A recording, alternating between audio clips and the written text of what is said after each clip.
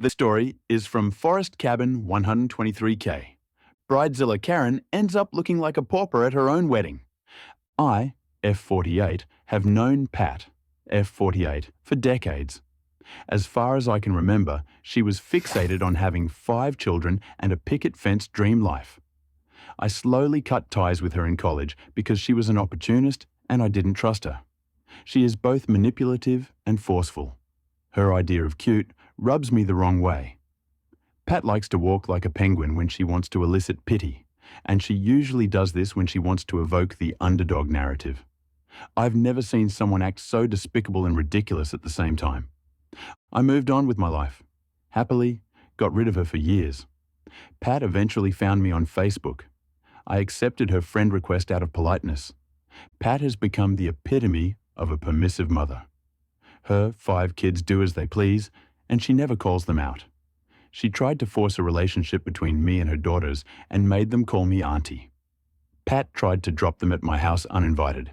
Her phone calls were insistent. She tried to monopolize my time, and she began to show up at my job.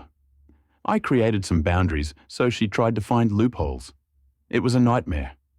My husband and I hosted a party for the community center, not the real name, new members. The community center is actually a very informal initiative, and my husband and I mainly serve the homeless population. We prefer to help strangers instead of catering to potentially narcissistic acquaintances. We don't mind lending a hand, but we have encountered truly dishonest choosing beggars. There are other services, like one of the members who helps women get their wedding and prom dresses for free. The community center location, headquarters, is actually a farm owned by an elderly couple. There is a barn, a venue, and a very nice green field with an artificial lake and some fowl. They charge for the use of their facilities, weddings, etc., but not for community-oriented stuff. Pat had always been salty at her husband for demanding that she goes back to work after baby number 3. In the meantime, he worked 3 jobs. She demanded he get her pregnant to fulfill her dream of having 5 kids. He didn't agree because he was already nearly 45 and felt like he might never be able to retire. She got away with bringing new babies into this world anyway. Her fascination with being pregnant comes from all the attention she gets. She had at least 1 miscarriage in between each kid. Pat latched onto our group. She never missed any of our activities. I hated having her in my house, but it was an open invitation that included virtually everyone, and she was very active as an event organizer. I didn't like the way her kids behaved. We have a designated area for parties and entertainment, but her kids ended up inside my bedroom. We ended up having to keep watch of them and enjoyed 0 of our own party.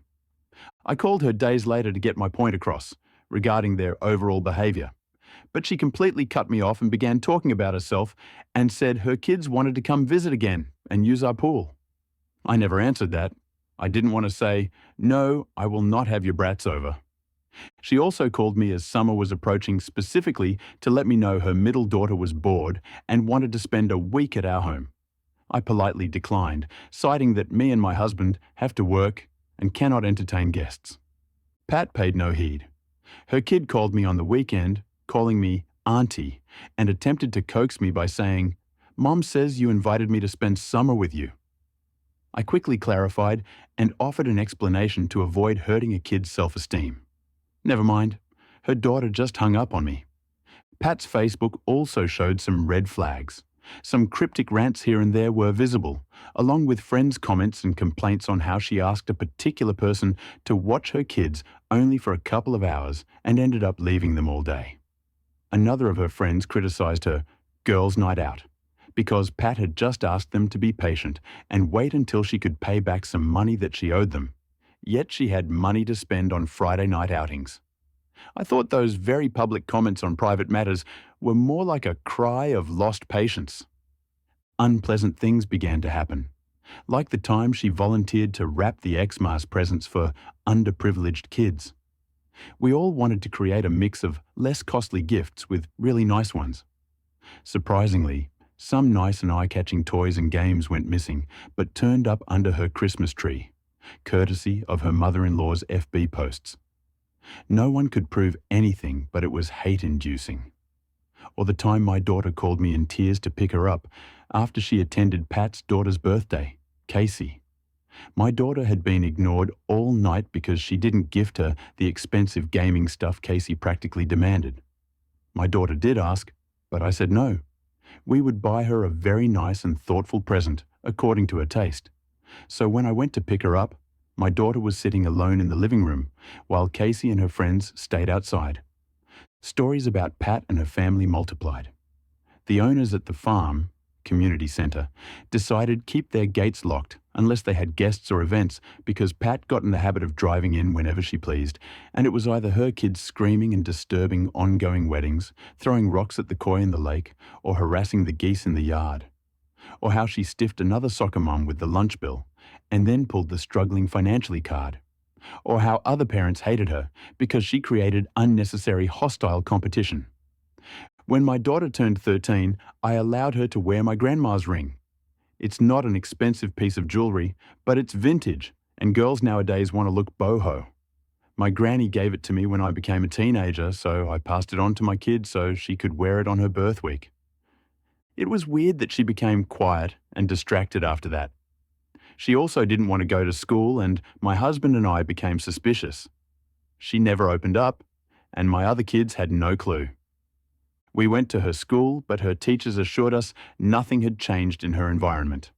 My husband and I suspected she was being bullied, but our kid gave us no tools to support her. My kid is very sunny and very compassionate. She has never had any problems with other kids. I called her best friend's mum. Natalie, my kid's BFF, told us what was going on. Casey, Pat's eldest, and my daughter had become close. I knew this and wasn't too thrilled. I found the age, Casey was 17, gap not exactly inappropriate, but I'd rather see my daughter spend time with friends in the same age range. Casey is very beautiful and a gifted student. She is also very conceited. To make this story short, she asked my daughter if she could try on the ring and refused to give it back. She later claimed that she lost it, but would look for it, so my daughter was distraught. My daughter kept asking for her ring, and as a result, Casey shunned her and spread the word that my kid was trying to steal her ring. Some kids at school took Casey's side, so now Casey just wore my kid's jewelry to school like nothing happened. If that doesn't qualify as taunting, I don't know what does. My guilt comes from not being able to get my daughter to open up and feel safe telling me the truth. I talked to her, and she burst into tears. I was both pained as a mother and furious that some teenage bitch was doing this under our noses. I went straight to Pat's car after school. I asked to talk as Casey was about to go in. So I grabbed Casey's hand and asked to see her jewelry. Casey froze and she tried to make a fist, so I became relentless. Casey yelled, "Mom!" and Pat struggled to get out of the car. I slid the ring off. Casey has tiny hands and wore the ring on her index finger. First, Pat yelled at me. After I confronted her with the engraving on the band, my grandma's maiden name, she argued it was loaned to her daughter by my kid. Then she said she bought it. I paid no heed. I did warn them that I knew Casey had become an abusive friend to my daughter. Pat called me to tell me off. She said she was trying to raise an assertive young woman, and I had just messed that up by being overbearing. She never apologized for her thief of a child. Pat's husband, Hank, is what can be described as a doormat. Pat wore him down to a knob. He had no choice but to obey her to keep the peace. She was a bully who actively withdrew affection when he didn't follow her wishes, even in public. So she got kids, before and number 5, after a relentless campaign that included leaving him for 2 months. Her pregnancies were a nuisance because she expected to be treated like the only lady who has even been pregnant. She strolled around in a wheelchair almost immediately after getting pregnant, and she would get very sick on weekends, so her kids were often sent to friends and family so that she could rest. Pat systematically bullied Hank. She would leave town and take the kids with her. Poor Hank would look distraught, drinking on his porch, or just looking really lonely. This is how she got off the hook and was able to leave her job. Hank had virtually no voice, so he struggled to keep the marriage together. Everyone liked him, but hated her equally. Hank loved to talk to other people, but seemed concerned that Pat would be upset. Over time, according to my husband, Hank began to show signs of depression and mental distress. Our friend, Lena, runs the Wedding Prom Dress Initiative. It's not complicated. Dresses are sourced from donations, eBay, trunk shows, etc. Unusually beautiful dresses are retained so that more than one bride gets to wear them. In some cases, a bride will pay $50, but most of the time, the dresses are donated to the bride. Pat was involved in this. Lena kept her in because they never had any issues and her task was limited to just shipping the dresses out. Pat decided to renew her vows, and her Bridezilla Karenzilla attitude became the icing on the cake. For starters, she bullied another couple into giving up their wedding date at the farm because she needed her renewal to match her exact wedding date. They were not impressed with her harassment, so they booked another venue. As a result, the farm owners were pissed because Pat was already costing them money after she had successfully negotiated a cut in their rate because she couldn't afford it but will repay by doing maintenance work around the venue. She never made good on her word. Pat became attached to a particular dress that was already assigned to another bride. Lena made it clear that she would need to pay for her own dress. So Pat played it cool and shipped the wrong gown instead. She was adamant that it was the right dress, despite all the notes on Leah's agenda. The other bride was truly gracious about it. She was obviously disappointed, but never made a scene. What bothered me most is that I picked that dress and bought it for $40 at a garage sale. Not my money, Leah's money. It was a vintage dress, ankle length, white with lots of lace, and a huge bargain. Again, when confronted, Pat did a Casey and used the "this is mine" strategy. We felt so bad for the other bride that we did our best to get her something nice to wear. The other bride was a true fighter. She had pulled out of welfare, earned her high school diploma, and was working to get on her feet by trying to earn a certificate as an acrylic nail technician. So, her reward was to have some Karen steal her dress? Pat never admitted to messing up, but just by the fact that she claimed it was her dress, we knew. Lena never allowed her in her warehouse again. Their last phone fight ended with Pat bringing up the other bride's past, like it mattered, and "This conversation is over. It's my dress, and you are mistaken." That was weeks before the other bride's wedding. Pat went all out on her wedding decor. She spent way too much. She hired a caterer for some food, mainly mimosas and appetizers, but the wedding invitation included a request for specific dishes for her Sunday brunch wedding. Either she ran out of banquet money or was on a complete moocher mode. I picture the penguin walking upon practically asking everyone to supply her wedding reception grub, and I cringe. There is nothing wrong with potluck weddings. In fact, they can be a nice addition to a very cozy and family-oriented wedding reception. But don't you need to at least be close to your guests in order to ask for such a thing? Even I got an invitation. I told everyone I wasn't going because I was very uncomfortable being told what to bring, and was probably expected to give them a cash gift on top of that. Some of the older ladies in our group agreed. Some said they would not decline in advance because she is a bully, and they didn't want a confrontation. Lena called me the night before Pat's re-wedding. Lena was there to close the Saturday night bingo, and Pat was awfully friendly. But that's what she does whenever things are going her way. Lena peeked into the garment bag and saw the exact same dress, while Pat was caught up supervising the wedding decoration. The thing with Karens is that they expect everyone to suck it up, or make their dreams come true, or they simply underestimate everyone and think we are all fools. Lena is a very straightforward person with a "so sue me" attitude. She told me she would just ruin the dress. After all, it was hers, so she could do whatever she wanted. If Pat wanted to take legal action, and should things get ugly, she needed to prove ownership. However, the dress was the same. The marks inside the hem and the tags were the same. Even the tag numbers that were punched to identify each dress for logistics purposes matched. Pat had the dress altered, with some extra beading, and dyed to a deep cream color. But it was obviously the same garment. Lena and I snuck in before the venue was closed for the night. All brides are allowed to stay in a small bedroom for a small charge so that they don't need to drive in on their wedding day. Honestly, the makeshift chapel was gorgeous. I don't know how she paid for it, but it was full of flowers and presumptuous details. I naively brought in some ink to spill on the dress, but Lena said she wanted something more awful, like a nasty surprise. Ink would be too obvious, and if she saw it ahead, she may be able to snag another gown from somewhere.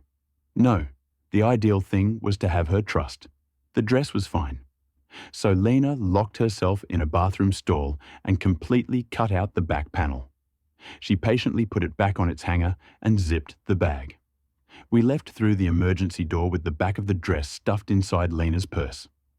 I completely hate people who target and steal from anyone they, Pat and her kid, calculate to be in a weaker position. The wedding was scheduled at 9 a.m. Pat called me at 7 a.m., but I ignored her calls. I picked up by 8 a.m., both curious and wondering if she suspected anything. Pat was frantic. She was crying that her dress was missing by half. I purposely made her explain, being annoyingly dense and continually interrupting like she does and stalling the conversation. She asked me if I could lend her my wedding dress. I said no, sorry. She then asked me if I would help her get a dress. I was satisfied to remind her that the town's bridal shops were closed on Sunday and the others that would open were almost an hour away. The farm is already almost 1 hour away from our town. If Pat could get a shop to rent a dress, she would need to try the dress on and get it steamed. Even if the dress was ready to wear, it would easily take more than 2 hours, round trip. She tried to ask me to go pick a dress. Who would pay for this? Even if a shop were open and brought her a dress, it would add to the cost. Also, these shops open at 10 or 9:30 at earliest. By time they got to her, it would be time to wrap up the wedding because she needed to clear the venue by 12 mod for the next event. She broke down and mumbled some stupid stuff I didn't understand. So Pat hung up on me and called Lena instead. She asked Lena to bring her anything she had available. Lena and I ended up delivering the most outdated, moss-smelling, oversized dress. Pat's disappointment was a mix between angry and emotional. She also tried to wear her knee-length silk bridal slip as a wedding dress, but it was too obvious and it really looked cheap. She tried to get her daughter to give her own dress to wear with an open back zipper due to fitting issues. But Casey refused, asking if she was supposed to attend the wedding naked. She got a point, plus Casey is petite. The dress needed a petticoat to plump up the skirt, which wasn't available. So it dragged all over the floor and Pat had to keep pulling it up. Pat walked down the aisle with one hand on her bouquet and another one grabbing her dress. The dress looked limp and weird with the arrangements of pins, they didn't show, that caused the sleeves and neckline to pucker into messy rims. She spent the ceremony looking uncomfortable and out of place. Very few people attended, but that was not part of any revenge. That was just how people reacted to her entitled attitude. The dress looked awful. The reception portion of the wedding had all this princely decoration, a very nice cake, and a bridezilla with a dress from hell. I didn't stay, but I was told she was so disappointed she spent her wedding sulking.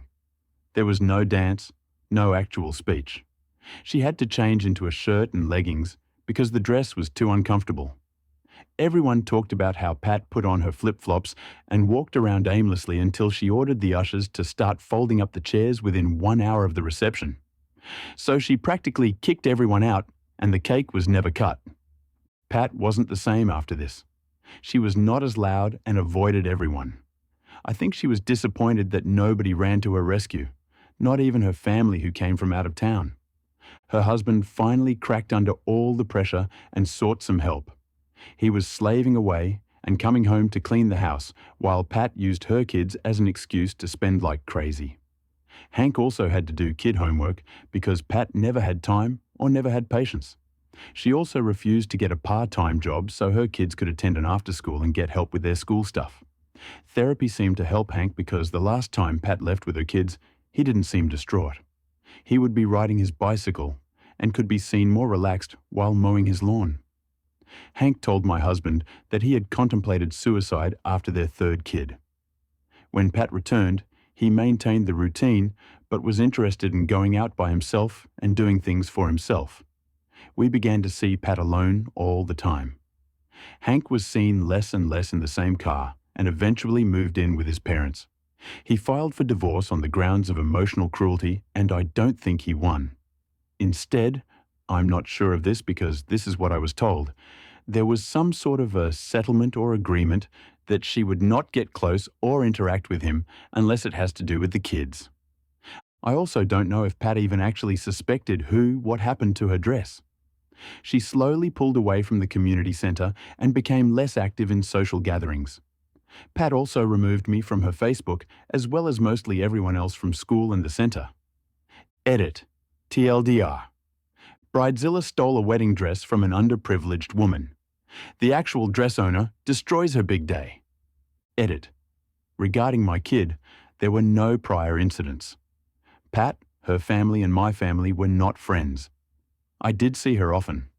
After Casey's birthday incident, there we no additional situations until what happened with the ring. After that, Casey played the OP treated me badly card because I physically removed the ring from her hands, but I honestly don't feel I need to protect her emotions. Edit. Thanks to everyone who took their time to read. Thanks for the nice and kind comments and even the naysayers or aggressive ones. I understand we are all different, and some situations can seem enraging or so difficult we instantly want to fix it by reacting or by reproaching. It's human nature to instantly go for, this is what should have happened instead. I appreciate your input. Even the mocking, raging, and scrutinizing ones show me indignation, and this is good. No one has yet said, I love what Pat did, and that shows we are still striving for a fairer and balanced life. Even the snide comments show me this has gotten under your skin, and I try not to judge. The lovely and supportive Redditors who have shown kindness are also very appreciated.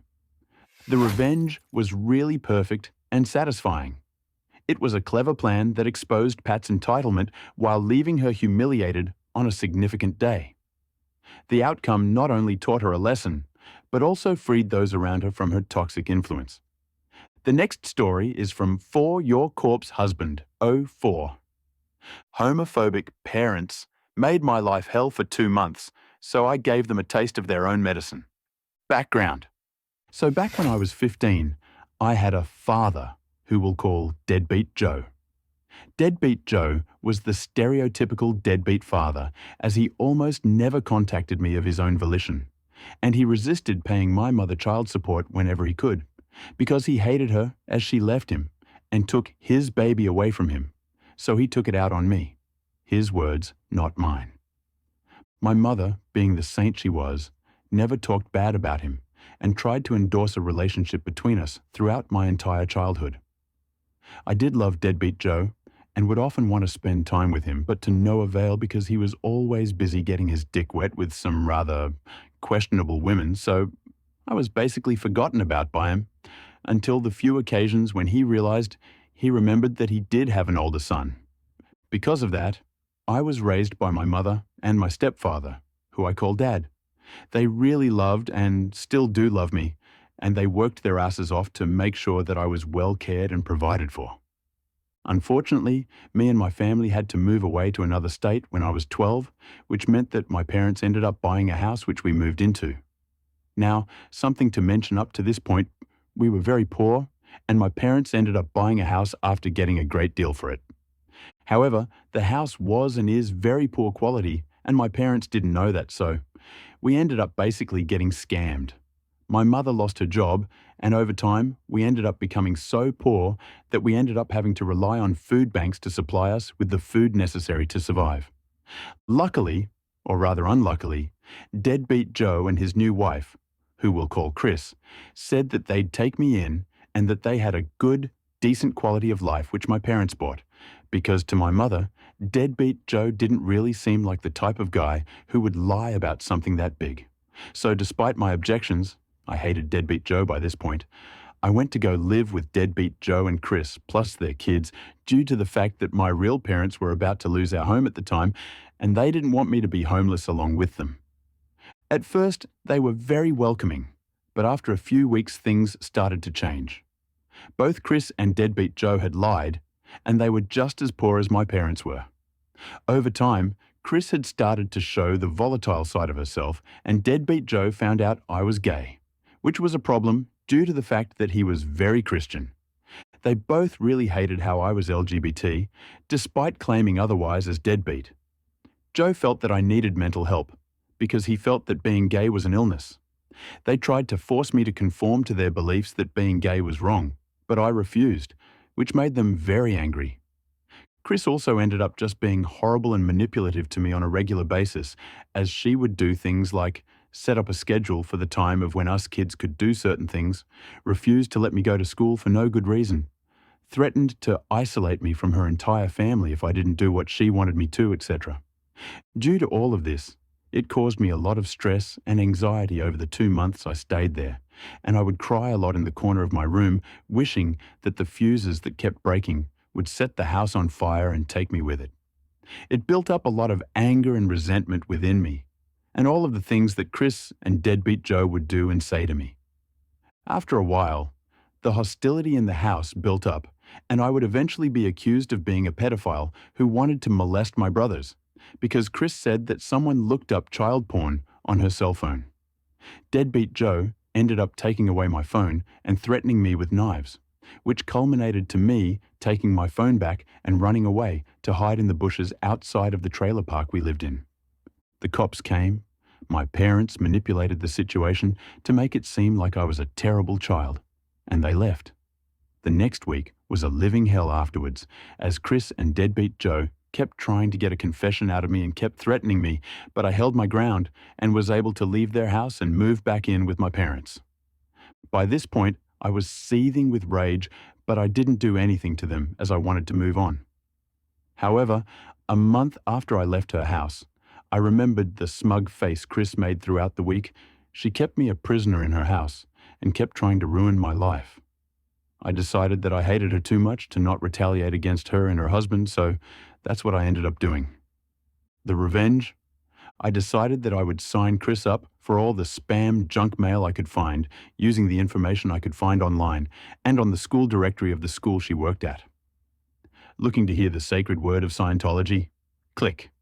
Want to hear about our products that will fall apart after one use? Click. Want to see some hot sex women get it on with each other?